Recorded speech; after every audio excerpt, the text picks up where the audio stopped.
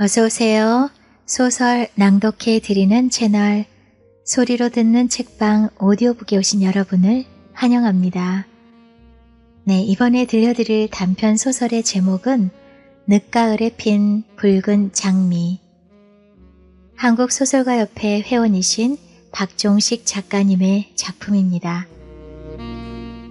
소설 속 화자인 선혜, 그리고 어릴 적부터 형제처럼 가까운 친구 강미선, 강미선의 남자친구 임선동, 이렇게 세 사람의 기구한 운명 이야기를 지금부터 들려드리겠습니다.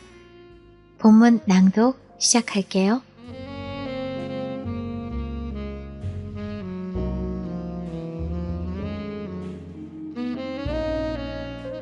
늦가을에 핀 붉은 장미. 박종식. 간밤에 서리가 내려 창문 틈으로 들어오는 바람 기운이 제법 쌀쌀하다.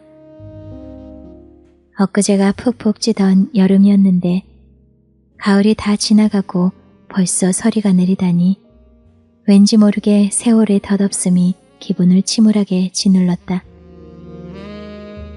아파트 앞 큰 항아리 화분에 국화들이 제철을 만나 한껏 뽐내는데 화단 안쪽에 잎을 거의 떨구고 앙상한 가지 끝에 장미꽃 한 송이가 진하게 붉은 빛을 뽐내며 실바람의 고개를 살랑살랑 흔들고 있다. 늦가을 서리 속에 핀 빨간 장미. 화장 짙게 한 늙은 모녀처럼 측은지심이 들면서 자신의 나이 먹음을 되새겨본다. 이제 중년을 넘어 노년으로 들어가는 기분이다. 이 나이에 상상도 못할 일이 내 몸에서 일어나고 있으니 어찌해야 하는가.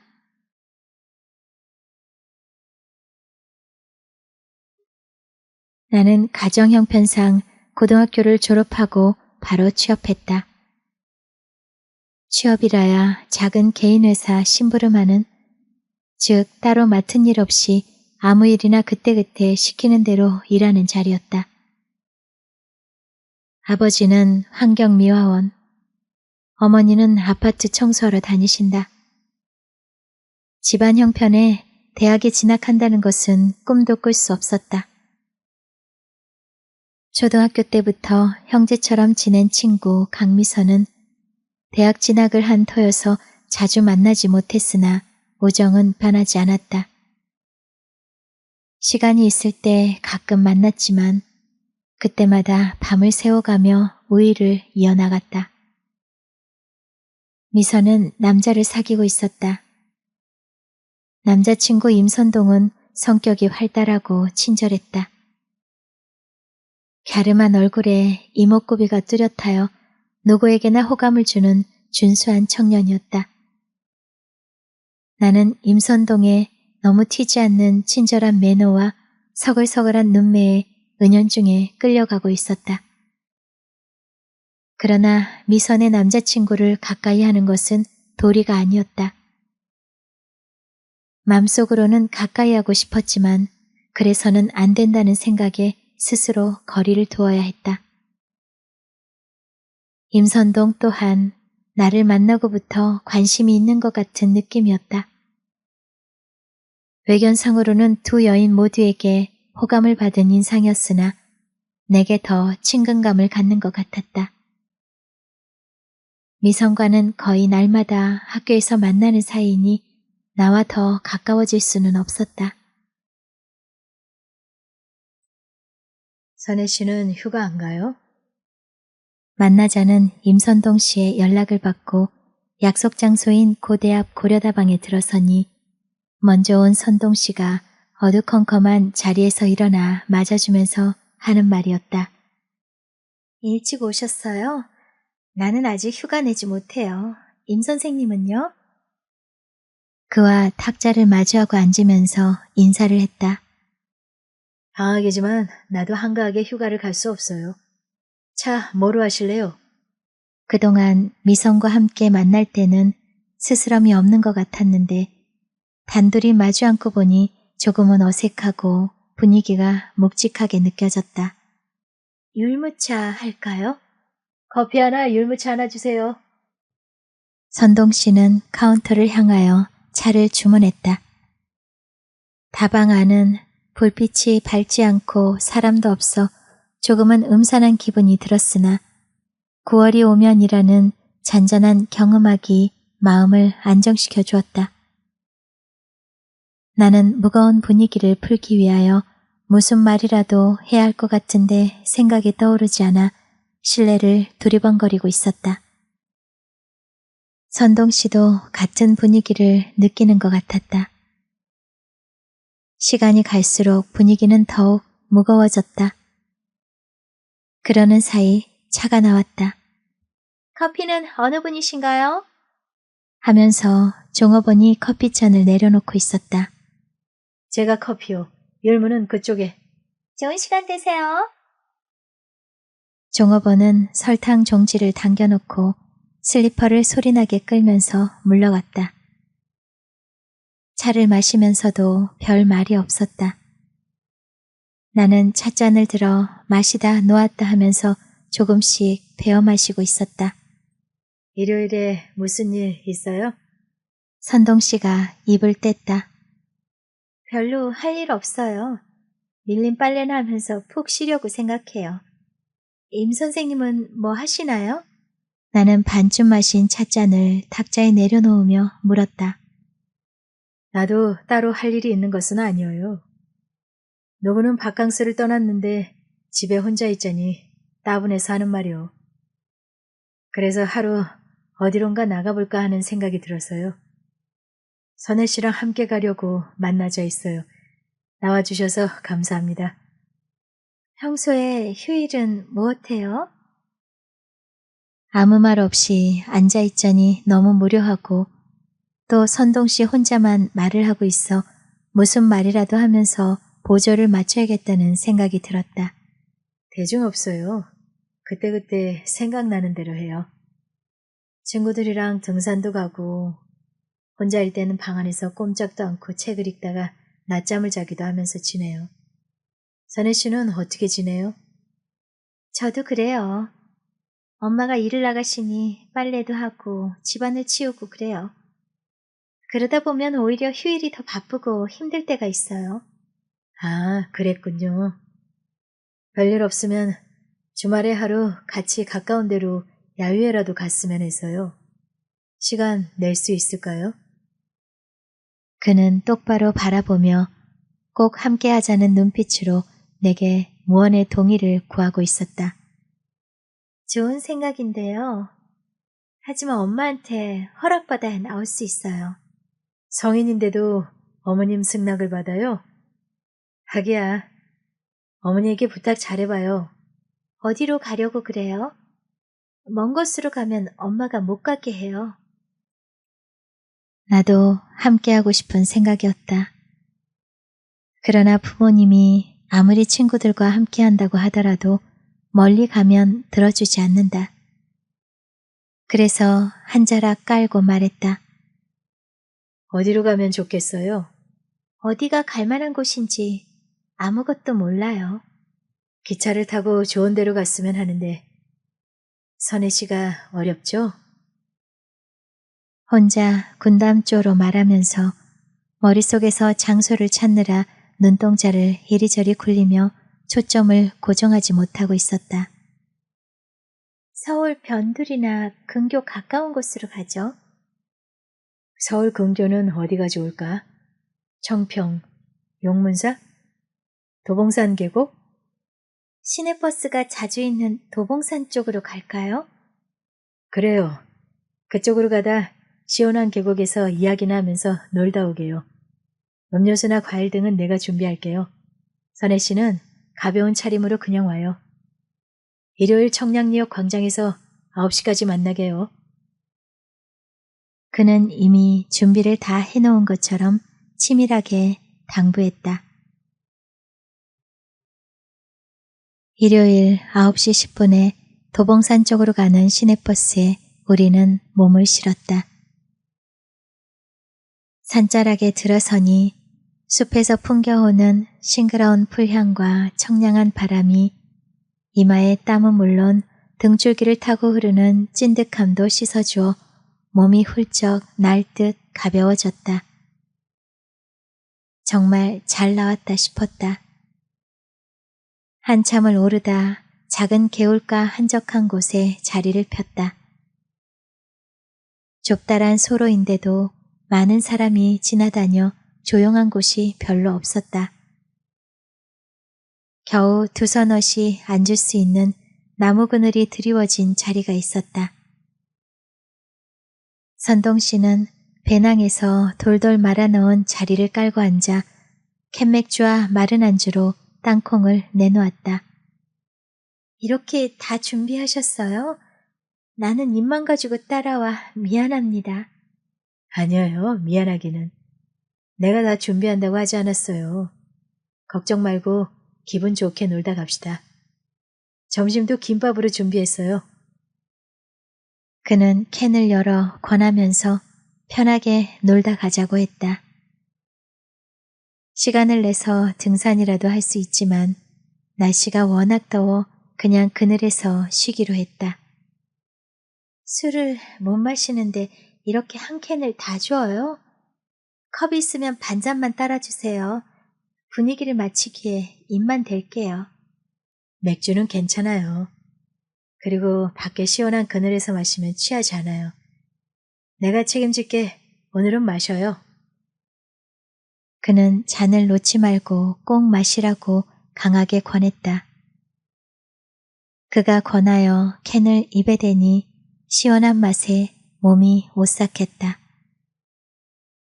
캔을 기울여 입에 부으니 톡 쏘는 맛이 혀끝을 스쳐 목구멍을 지나 가슴속까지 내려가며 갈증과 더위를 함께 씻어주었다.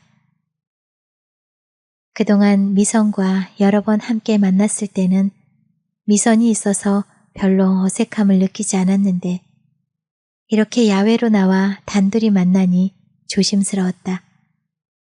이런 야유에 나와 봤어요? 나다니지 못했어요. 오늘은 어때요? 난 기분이 좋은데. 모처럼 나오니 참 좋네요. 고맙습니다. 미선이하고는 자주 다녔죠? 미선이 알면 기분이 좋지 않을 것인데 미안한 생각이 드네요. 그럴 거 없어요. 미선 씨는 더 좋은 데로 놀러 가지 않았어요? 조금 배가 아파서 근교라도 나오고 싶은 생각이었어요. 그리고 언젠가는 선혜 씨하고 단둘이 이런 자리 마련하고 싶었는데 마침 기회가 되었네요. 그는 가슴속에 품고 있던 말을 털어놨다. 저도 기분 좋아요. 미안해서 그렇지. 그런 생각하지 말아요. 미안하긴 뭐가 미안해. 선혜 씨가 함께 해줘서 얼마나 좋은지 몰라요. 기회가 되면 이런 시간 자주 갖고 싶은데. 나도 좋아요. 하지만 미선이 있는데 어떻게 우리만 만나요? 그래서는 안 돼요. 괜찮아요. 미선은 미선이고 선혜는 선혜잖아요. 나 솔직히 선혜 씨 좋아해요. 그래선 안 돼요. 나도 선동 씨 좋아하지만 사람이 도리가 있는 것인데. 그런 생각 하지 말아요. 선혜 씨가 나를 싫어하면 모를까. 싫어하긴 왜 싫어해요. 하지만 미선이 체면이 있잖아요. 우리가 이렇게 자주 만나다 미선이 알게 되면 나하고 의절한다고 할 거예요. 그렇게까지는 하고 싶지 않아요. 이해해 주세요. 나도 내 앞에 앉아있는 남자를 깊이 사귀고 싶지만 그럴 수는 없다. 그의 말대로 더 가까이 가고 싶지만 그리 못하는 것이 안타까웠다. 알겠어요. 우리 시간을 두고 생각해 봅시다. 이야기는 이것으로 끝냅시다. 이야기 더 하다가는 분위기가 이상해지겠어요. 우리는 그가 싸온 김밥으로 점심을 먹고 오후에도 술을 마시며 많은 이야기를 나누었다. 해가 서산에 걸터앉기 시작했다. 술이 거나하게 올라오면서 그는 나에게 은밀한 것을 요구했다. 키스. 나는 거절했다. 그래서 분위기가 갑자기 어색하고 냉랭해져 더는 있을 수 없었다. 속으로는 아쉬워하면서도 차마 거기까지 나갈 수 없었다. 돌아오는 길은 서먹하고 어색한 분위기에서 빠져나오지 못하고 하루의 즐거운 나들이를 그르친 꼴이 되고 말았다. 그날 야유회를 끝으로 그와 단둘이 만나는 일은 없었다. 아쉬움이 오래 머릿속에 따리를 틀고 앉아 그리움으로 응고되어 있었다. 대학을 졸업한 선동 씨는 곧바로 한전에 입사해 평택에서 근무하게 되었다. 미성과 선동 씨는 결혼하여 평택에 보금자리를 틀었다. 그들이 결혼하면서 나와는 거리상으로나 정신적으로 멀어질 수밖에 없었다. 가끔 전화로 근황을 물으면서 지냈으나 서로 얼굴 볼 기회가 적어지면서 해가 갈수록 멀어졌다. 나는 그들이 떠나고 나니 오히려 편하리라 생각했는데 막상 가까이 없으니 귀중한 것을 잃어버린 듯 허전하고 세상에 나 혼자 소외된 채 방치되어 있는 심정이었다. 그렇게 방황하다가 결혼해야겠다는 생각이 들었다. 아무래도 새로운 삶의 방향을 잡아야 정신적으로 안정을 찾을 것 같았다. 부모님께서도 결혼을 주선하고 있었다. 나 스스로 상대를 찾는다는 것은 관연한 여자로서 쉬운 일이 아니었다. 그 사이 어머니께서도 서둘렀다. 지인을 통해서 소개가 들어와 첫 만남을 가졌다. 작은 중소기업의 대리로 나보다 3살 위인 청년이었다. 만나기로 한 날 약속 장소로 시간 맞추어 나갔다. 크지 않는 회사에 현장 일을 하는 사람으로의 태가 숨김없이 내보였다. 첫인상이 마뜩잖았다. 우선 복장을 최소한 단정하게 입고 오는 것이 상대에 대한 예의일터인데 바지는 청바지에 허름한 점퍼 차림이었다. 점퍼 색상이 오래 입어 빛이 바랜 듯 검정색이 부분 회색으로 변색되어 있었다. 작업장에서 그대로 온 차림이었다. 몸에 체화된 검소함과 순수함이 곱게 보이지 않았다.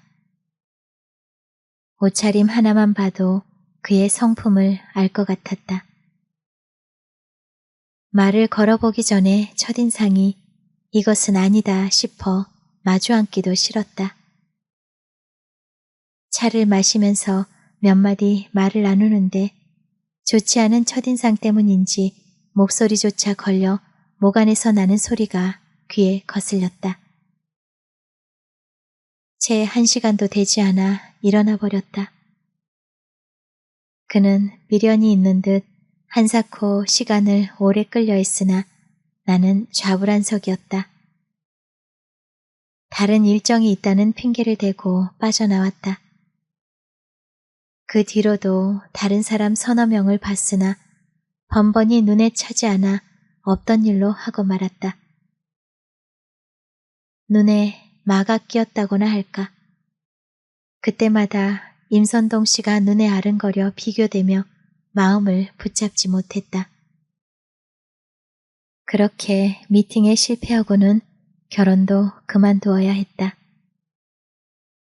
부모님이 무척 아쉬워했으나 내 마음은 내키지 않았다.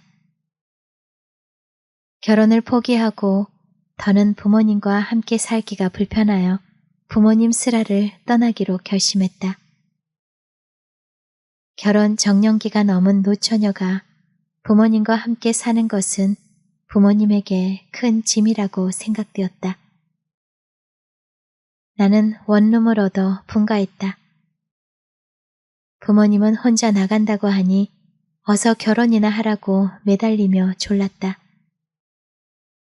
그러나 결혼은 자신이 없을 뿐만 아니라 불행의 구렁텅이로 빠져드는 기분이었다. 결혼 이야기만 나오면 선동 씨가 환영으로 떠올라 정신이 혼미해졌다. 마음속에 자리 잡고 있는 선동 씨를 지우려 해도 그럴수록 더욱 또렷하게 어른거리니 다른 사람이 보일 리 없었다. 미선의 결혼 생활은 넉넉한 편이었으나 정신적으로는 피로감을 피할 수 없었다. 대학까지 나온 사람이 전업주부로 집에서 살림만 해야 하는 것이 고통이었다. 감옥살이와 다름없는 수인의 생활인 것이다. 취미 생활은 물론 자기 개발을 위한 어떤 기회도 얻을 수 없었다. 거기에 더하여 남편은 지나치리만큼 직장에 충실하여 집안일은 신경 쓰지 않으니 불만이 쌓여갔다. 마침내 그 불만이 폭발하여 부부싸움으로 번졌다. 주기적으로 어떤 패턴을 갖고 일어나는 불화로 부부 생활이 원만할 수가 없었다. 오직 자식을 키우는데 온 정신을 다 쏟아야 한다는 의무감에 불편한 관계에서도 부부 생활은 0이 되었다. 그나마 자식들이 공부를 잘하여 그곳으로 위안을 삼으며 자식 교육에 전념하면서 자신은 잊은 채 살아왔다. 한편 경제적으로 여유가 있어 서울의 자그마한 아파트를 살 수 있었다. 선동 씨가 서울에 가까워진 수원으로 옮기게 되었다. 서울에서 수원까지 출퇴근도 할 수 있어 좋았다. 서울로 이사한 뒤부터 미선은 시간 여유가 생겼다. 파트타임으로 일하는 가사 도우미까지 두었으니 자기 실현을 위하여 기회가 주어진 것이다. 선동 씨도 미선의 외부 활동에 관여하지 않았다. 또한 나이 들어가면서 부부간 이해폭이 넓어져 가정의 화목의 꽃이 피어나기 시작했다. 중년줄에 들어서면서 서로서로의 귀함을 알게 되어 신혼 같은 분위기가 살아난 것이다. 젊은 시절에는 휴일 교회로 바람 쐬러 가는 일조차 거의 없었다. 그런데 생활에 여유가 생기면서 승용차를 갖게 되니 마음만 먹으면 어느 때나 나갈 수 있었다. 세상살이가 무상하다는 말이 빈말이 아니다. 호사다마란 말도 있다. 새해 연휴를 맞아 강원도 동해안 겨울바다 구경을 나갔다. 강릉에서 2박하며 즐기다가 돌아오는 길에 시골 정취를 느끼고자 고속도로가 아닌 구불구불한 대관령 옛길을 넘어오는데 하늘이 시기한 것일까? 갑자기 눈이 퍼부었다. 눈이 쌓이면서 미끄러워 진땀이 나는데 차선조차 보이지 않아 운전이 대단히 어려웠다. 멈춰 설 수도 없고 앞으로 나갈 수도 없는 말 그대로 진퇴양난이었다. 험준한 산속 인적 하나 보이지 않는 고립무원의 산길이었다. 그렇다고 눈이 그치기를 마냥 기다릴 수 없어 서행으로 내려오기 시작했다. 눈이 많이 쌓이면서 범퍼에 채여 차가 나가기 어려운데 차선조차 구분할 수가 없었다. 주의를 한다고 했지만 가드레일도 없어 차가 도로 밖으로 나가 추락하면서 뒤집혀 그대로 압사할 위험에 처한 것이다. 다행히 뒤따라온 차가 있어 즉시 신고해 주었다. 마침 폭설이 내려 그에 대비한 구조차가 가까이 있어 곧바로 달려와 차를 끌어올리고 차 속에 갇혀있던 임선동 내외를 구조할 수 있었다. 사경에서 빠져나온 미선은 다리와 팔에 찰과상을 입었을 뿐 큰 부상은 아니었는데 임선동은 핸들과 천정 사이에 끼어 머리를 크게 다친 것이다. 출혈이 심하고 의식불명 상태였다. 구급차로 강릉으로 되돌아가 응급처치를 받았으나 선동은 의식이 돌아오지 않았다. 차는 폐차 처분을 할 수밖에 없는 대형 사고였다. 뇌 수술하고 10여일 만에 움직임을 보였다. 병원 측에서 살아날 가망을 50% 정도 예상했는데 천만 다행이라고 할까. 수족을 움직여 살아있음을 알려주었다. 강릉에서 어느 정도 외상치료가 끝나 서울로 이송되어 서울 삼성병원에 입원하게 되었다. 선동 씨는 6개월이 넘어서야 더 치료해도 좋아지지 않는다고 판단하고 집으로 퇴원하게 되었다. 그는 퇴원할 때까지 기억상실증에서 회복되지 못했다. 가족을 알아보지 못할 뿐만 아니라 과거의 일을 다 잊어버린 것이다. 말은 못해도 정신만 돌아오면 글로 써서라도 의사소통이 되련만 숨만 쉴 뿐 죽은 사람이나 다름없었다. 거기에 더하여 허벅지 골절상으로 절단은 하지 않았으나 신경이 마비되어 서지도 못했다. 한 사람이 옆에 붙어 있지 않으면 한시도 살 수가 없었다. 안 될 말로 차라리 죽는 것이 고생은 안 할 것이다. 본인 고생은 말할 것도 없고 간병인 고생을 어이하랴. 미선은 젊어서 이후로 부부라고 깊은 애정으로 살아오지 못하다가 이제 막 서로 귀한 줄 알고 말년의 늦사랑을 누리려는데 돌이킬 수 없는 불행의 늪으로 빠져버려 헤어날 기미가 보이지 않았다. 하지만 미우나 고우나 살 비비며 살아온 남편인데 자기 몸 괴로운 것만 생각하는 것은 도리가 아니었다. 지극정성으로 수발을 들어주었다. 고난의 삶이 5년이 넘었다. 그동안 정성을 다하여 보살피고 간호했지만 고생한 보람 없이 남편은 좋아질 기미가 보이지 않았다. 아침에 일어나 보면 침대며 침구가 엉망진창이었다. 어떻게 해야 할 것인가 엄두가 나지 않았다. 밤새 누워서 대소변을 보고 뒹굴며 뭉개나서 변 범벅이 되어 있다. 애들 같으면 야단을 치며 엉덩이라도 때려주지만 명색이 남편이고 자신조차 알아보지 못하는 사람을 탓해서 무엇하랴. 구린내로 집안 전체가 코를 두를 수가 없으나 눈물을 머금고 침대며 이불 그리고 옷까지 깨끗하게 새로 갈아주어야 했다. 남편은 잠에 취해 있는 사람처럼 아무 일 없는 듯 태어냈다. 대변이 마려우면 소리라도 해야지. 이게 뭐예요? 속상해 죽겠네. 미선은 때리는 신용으로 손뼉을 치며 큰 소리로 나무랐다. 남편은 눈만 깜빡거리고 있었다. 야단을 치고 나니 불쌍한 생각이 들었다. 정상일 때는 지나치리만큼 정갈한 사람이 아니던가. 정신줄을 놔버린 사람을 나무라면 무엇해.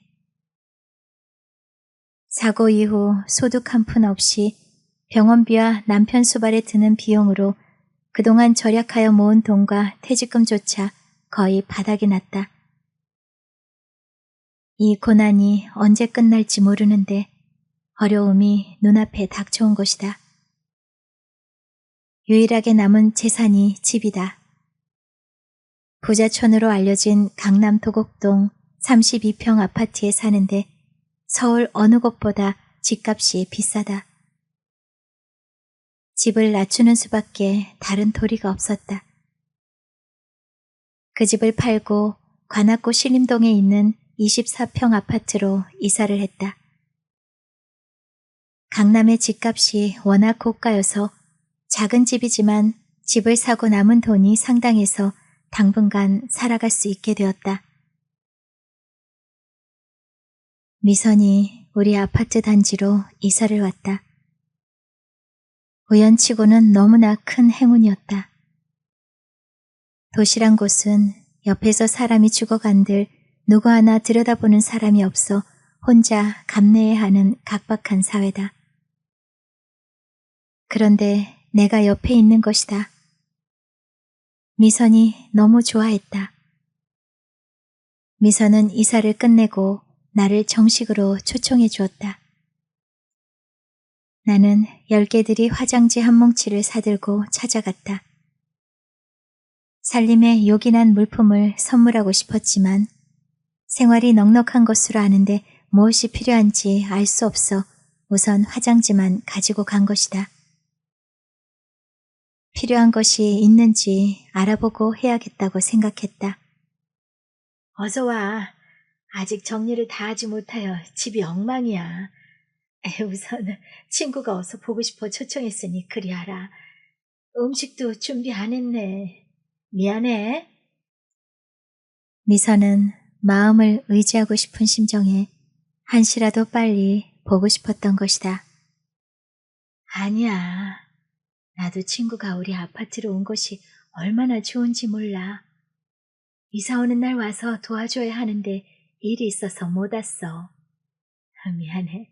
그런데 선동 씨는 어때? 많이 좋아졌지? 나는 이사에 대한 의례적인 인사를 하면서 선동 씨가 궁금했다. 또한 가구 등이 생각보다 너무 초라하여 의외라는 의문이 들었다. 나아지기는 뭐 방에 있어. 미선은 짧게 대답했다. 미선의 눈빛으로 봐 상태가 아주 좋지 않다는 느낌이 들었다. 그래서 굳이 만나보자고 하기가 민망했다.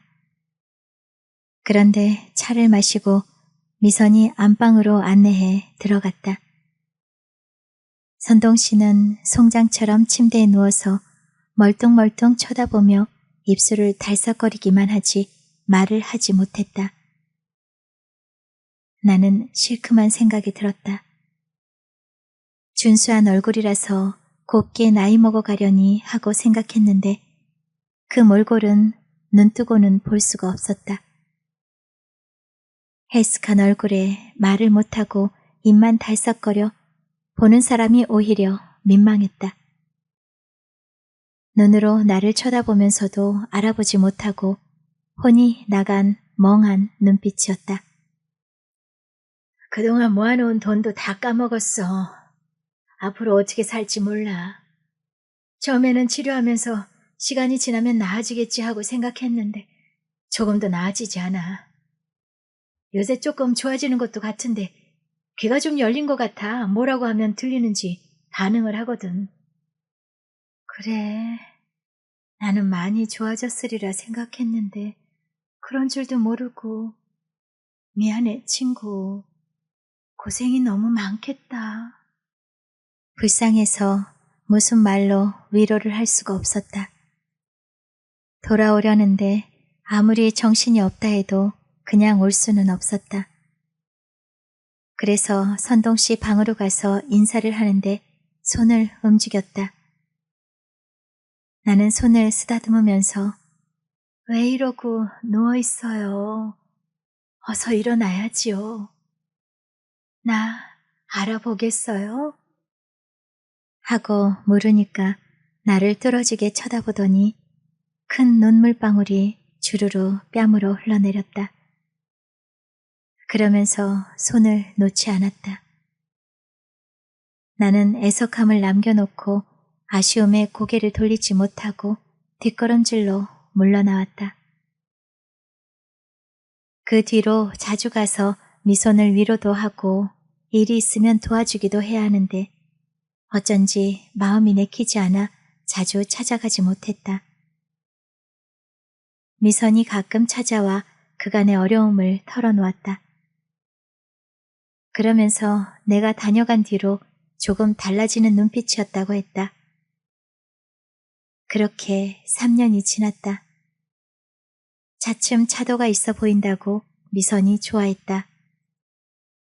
미선이 우리 아파트로 이사오고 3년이 넘었다. 복더위가 지나면서 창문으로 넘어들어온 청량음료 같은 바람이 칙칙했던 여름의 눅눅함을 쓸어내고 고슬고슬하여 우선 잠자리가 개운했다. 가을이 멀지 않다는 예고의 신호가 밤이면 더욱 또렷하게 묻어왔다. 얇은 혼이불이라도 덮어야 했다. 아침을 먹고 앉아 TV를 보고 있는데 미선이 찾아왔다. 노랗게 잘 익은 참외 2개를 가지고 와서 깎아놓고 이야기를 풀어놨다. 제주도에 사는 딸이 산후딸인데 가서 산후조리를 해줘야 한다면서 나더러 선동씨를 보살펴달라는 것이다. 난감했으나 친구의 딱한 사정을 듣고 못한다고 할 수 없어 다녀오라고 했다. 나는 그날부터 미선 집으로 가서 일을 배웠다. 선동씨는 방 안에서도 휠체어를 타고 다녔다. 특별히 아픈 데가 없으니 별로 어려운 일은 없을 것 같았다.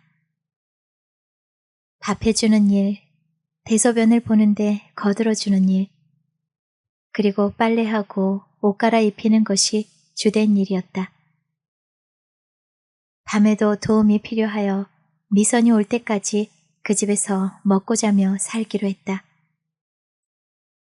미선이 없는 집에서 선동씨를 도와주자니 감회가 남달랐다.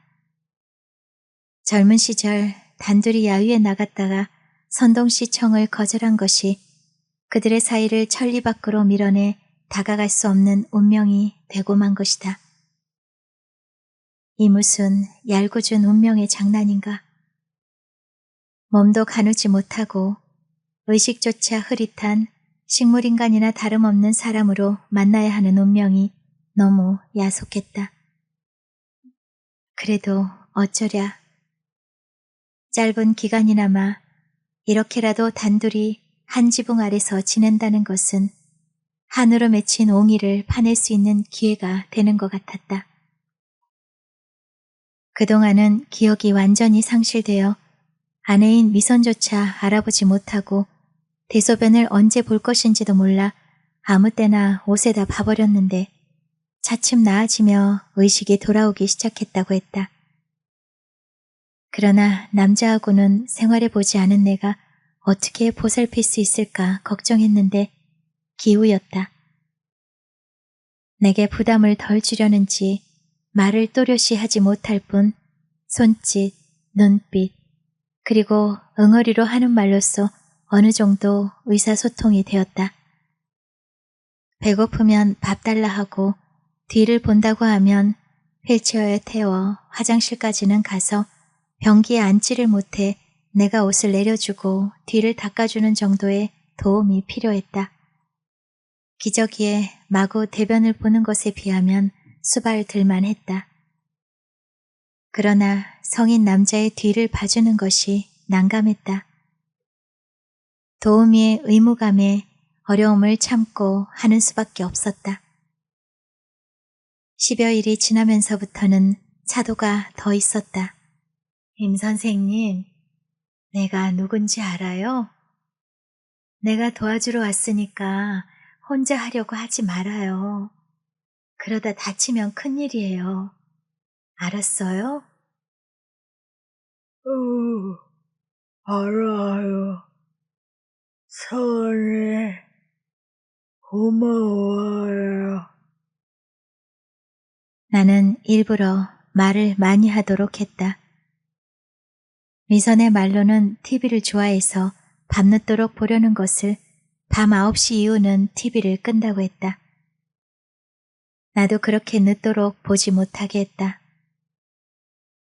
내가 돌본 지 20여일이 지나면서부터는 몰라보게 좋아졌다. 하루를 마무리하고 잠자리에 들었다. 거실에서 시끄러운 소리가 들렸다. 늦은 시간인데 지금까지는 들어보지 못한 소리였다. 눈을 비비며 거실로 나가보니 선동 씨가 나와서 TV를 보고 있었다. 늦었는데 왜 자지 않고 나와서 TV를 보고 있어요? 어서 들어가요. 하면서 방으로 들어가도록 했다. 잠이 안 와서. 그는 내 손을 잡아당겼다. 손을 잡혀주었다. 손에 따뜻한 온기가 전해지며 미묘한 감정이 일었다. 남자라는 것이 느껴졌다. 그러나 나는 곧바로 냉정을 찾아야 했다. 이 남자는 거동도 어렵고 의식도 확실하지 않은 환자 아닌가. 나는 선동 씨를 억지로 방으로 들여 잠자리를 다시 봐주었다. 그는 나를 끌어당겨 포옹하려고 했다. 나는 가만히 끌려가 그의 가슴에 안겼다. 그는 내 등을 다독이며 선희 씨, 보고 싶었어. 하는 신용 말을 했다. 가슴이 찡해왔다. 나도 그랬어요. 하는 말을 크게 하고 싶었으나 속으로만 하고 말았다. 지금 그와 나는 환자와 간병인 사이가 아닌가. 감정에 휩싸여서는 안 돼 하며 그의 품속을 빠져나왔다. 잘 자요. 하고 문을 닫고 나오려니 그가 서먹한 눈빛을 내 등에 꽂았다. 나도 아쉬움이 남았지만 더는 머무를 수 없었다. 아침에 일어나니 그간 보지 못했던 활기가 있어 보였다. 휠체어를 타고 세수도 하고 밥도 스스로 떠먹었다. 내가 도와준다고 해도 자기가 할 수 있다며 스스로 하려고 했다. 낮에는 바람을 쐬러 나가자고 해서 휠체어를 끌고 아파트 주변을 돌았다. 무척 좋아했다. 말이 어눌할 뿐 금방 회복되어 정상 생활을 할 것 같은 기분이 들었다. 간호를 잘못하여 선동 씨 증세가 나빠지면 어쩌나 하고 걱정했는데 기우였다. 오히려 더 좋아지고 있으니 미선에게 떳떳하고 크게 격려를 받을 것 같았다. 저녁엔 평소보다 일찍 잠자리를 봐달라고 했다. 잠자리를 봐주고 나오려는데 손을 잡아 끌었다. 어젯밤처럼 안아보려나 하고 응해주었다. 그는 가슴을 벌려 맨살로 나를 포옹했다. 따뜻하고 포근했다. 한참을 그러고 있는데 그는 내 손을 끌어 배꼽 아래로 내려갔다. 몸도 가누지 못한 남성성을 잃어버린 사람으로 생각했는데 정상인이었다. 그는 침대로 나를 끌어올렸다. 나도 모르게 끌려가고 있었다. 그는 몸을 요구했다. 안 된다는 생각이 들면서도 그의 품을 빠져나오지 못했다. 빠져나오고 싶은 마음이 없었던 것이 솔직한 심정이었다. 몸은 이미 맡겨지고 있었다. 억지로 밀어내지도 않았다. 둘의 몸은 하나처럼 밀착되어 있었다. 내 나이 48세. 아직 여성성이 남아있음을 발견했다. 그는 정상인이었다. 그 무엇을 잃어버린 느낌이 들었으나 한편으로는 지금까지 살아오면서 처음 경험한 묘한 희열을 맛보았다. 이런 것이구나 하는 생각이 들었다. 50이 다 되도록 지켜온 여성성을 마음에 새겨두었던 사람에게 바쳤다고 생각하니 가슴에 품어안고 있는 옹이가 녹아 빠져나간 느낌이었다.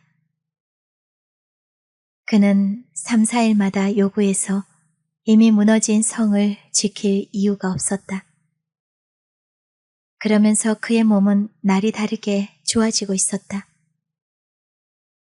어쩌면 남성성이 회복되면서 몸도 좋아진 것 같았다. 의사소통은 원활하지 못해도 그대로 진행되면 정상으로 돌아올 것 같은 예감이 들었다. 미선에게 그런 사실을 알리니 무척 좋아하며 맘 놓고 딸이 완전히 회복될 때까지 있다 오마고 했다. 나도 싫지 않았다. 몸이 불편한 선동씨지만 내가 그를 돌봐주면서 단둘이 있다는 것이 꿈만 같았다. 그런데 세상사 바라는 대로 풀리기는 기대일 뿐이었다. 내 기대는 거기까지였다. 중병 환자가 그런 일로 좋아진다는 것은 기적이 아니고서야 있을 수 있는 일이 아니다. 그가 신혈이 있었다. 약국에서 약을 지어다 복용시키니 차도가 있는 듯하며 열은 내렸으나 기운이 쭉 빠져 몸 가누기가 어려웠다. 기운이 없으니 말도 더 어눌하고 기억력도 다시 희미해지는 것 같았다. 잠자리가 무리인 것 같았다. 무척 민망했다. 몸이 악화되면 어쩌지 하는 생각에 큰 죄를 진 것 같았다. 50여일 만에 미선이 돌아왔다. 그동안 좋아졌다고 알린 것이 거짓이라고 생각할 것 같아 미선을 보기가 낯뜨거웠다. 그동안 상태가 좋아졌는데 10여일 전부터 열이 나서 약을 먹고 괜찮은 것 같더니 며칠 전부터 점점 더 심하네. 내가 잘못해서 그런 것 같아. 미안해서 어떻게 하지? 아니야, 고생했어. 저 양반은 그렇게 변속을 잘해. 걱정하지 마. 통상 그런 것이니까. 딸 손주 봤어. 참 예쁘더라.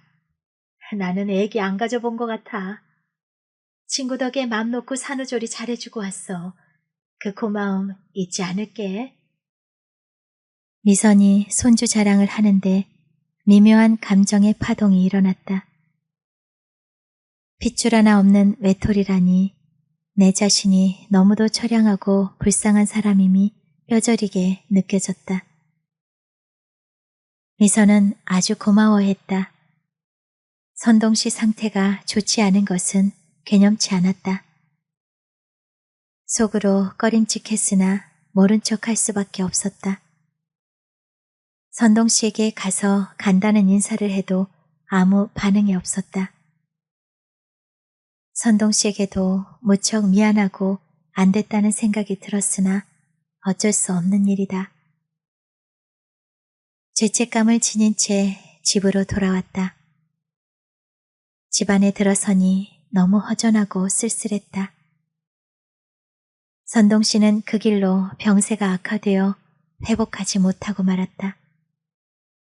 젊음이 지나도록 오매불망 잊지 못하고 가슴에 안고 살았던 사랑하는 사람을 만나 짧은 시간이지만 한때나마 사랑을 실천할 수 있었다는 것이 나로서는 내 생에 가장 보람된 한순간이었다. 그러나 그것이 원인이 되어 잘못되었다고 생각하니 가슴이 아렸다. 이런 기구한 운명이 어디 또 있을까?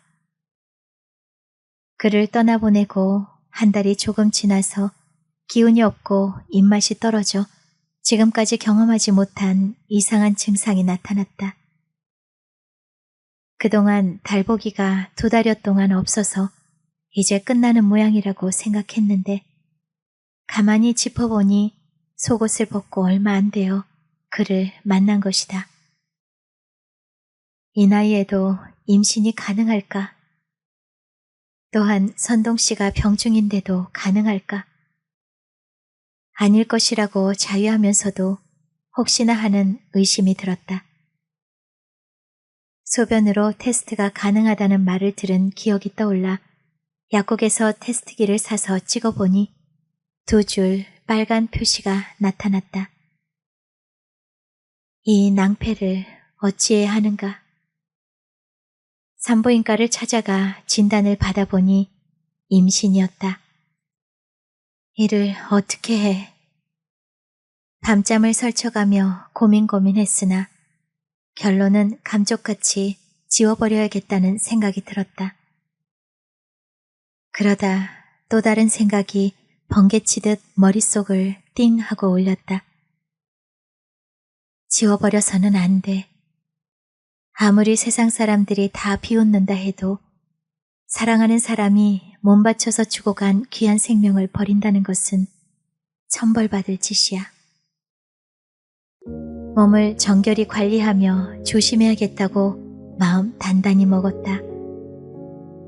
이것은 내게 하늘이 주신 가장 큰 선물이다. 그러니 나 잘 키우는 것은 사랑하는 사람의 선물에 보답하는 것이다. 그리고 한 여자로서 임무고 책임이다. 창문 틈을 비집고 들어온 서릿바람이 싸하게 핥아 몸이 오싹해진다.